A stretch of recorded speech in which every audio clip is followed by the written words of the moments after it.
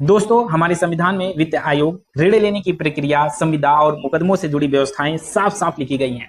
अनुच्छेद 281 कहता है कि वित्त आयोग अपनी रिपोर्ट राष्ट्रपति को देता है और फिर राष्ट्रपति उसे संसद में पेश करते हैं।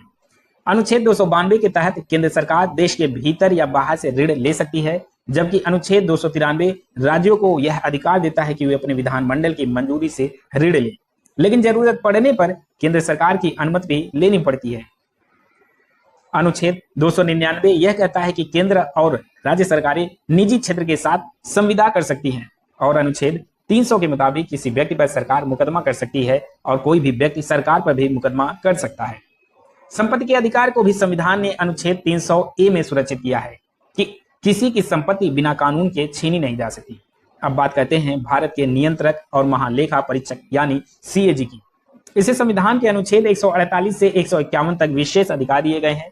इसकी नियुक्ति राष्ट्रपति करते हैं और कार्यकाल 6 साल या अधिकतम 65 साल तक की आयु तक होता है।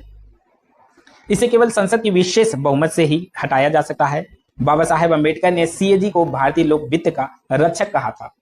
सीएजी सरकार की आय व्यय का हिसाब रखता है, लेखा परीक्षण करता है और अपनी रिपोर्ट राष्ट्रपति या राज्यपाल को देता है, जिसे संसद या विधानमंडल की लोक लेखा समिति को सौंपा जाता है।